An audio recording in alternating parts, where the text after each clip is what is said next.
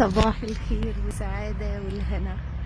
أنا دلوقتي في الركن البعيد الهادي، أبعد مكان، آخر مكان من اتجاه وأول مكان من اتجاه تاني في اسمه الايست هابتر. هو مول شكله عصري قوي، بس أنا فوجئت النهاردة في الأول هتلاقوه في الصور في كافيه فتح قدامه نافورة مية في وش الكرافت زون.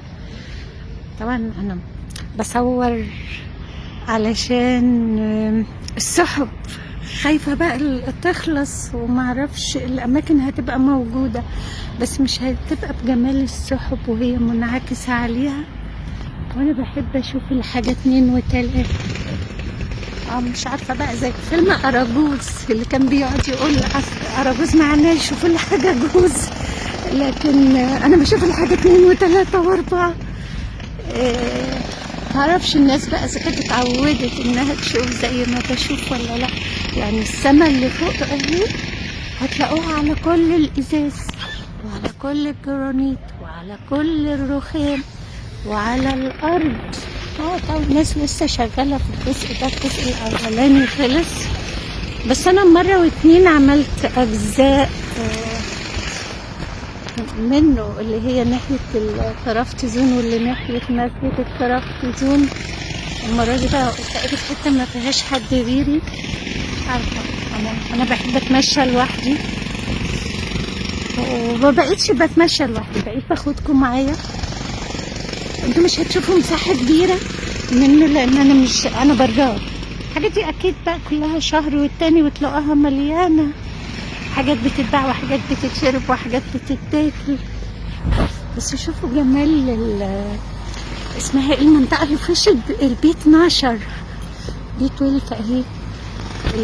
السحب والجناين اللي بقت في وشها من الاتجاه ده مغيرة شكلها، يعني كأنها كده باكت زهور.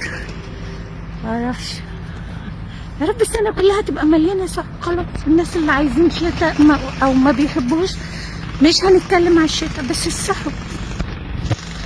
عايزة اللون الازرق الحلو ده، اللون الازرق والابيض عشان يجي على الازاز، يجي على المراية، يجي على الرخام، يمكن يغسل قلوبنا، يمكن يريح ضمايرنا، يمكن يهدينا شوية.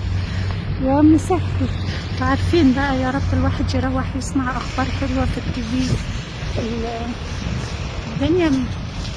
الدنيا مش متظبطة، يظبطها اللي خلقها يا رب على فلسطين واهلها.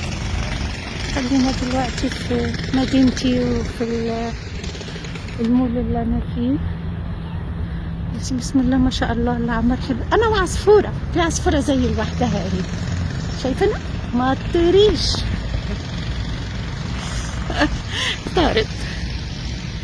ماشي، يومكم سعيد. شفتوا الناس اللي ما بتخرجش ما بتروحش اهي الاماكن، اتفضلوا شوفوهم. شوفوا محدش يمنع حد من المشي، ساعات بيمنع التصوير بس انا بصور من وراهم. لا مش عارفه، انا جايه مدينتي عشان اصور، كفايه ان ما بقيتش اتصور. باي.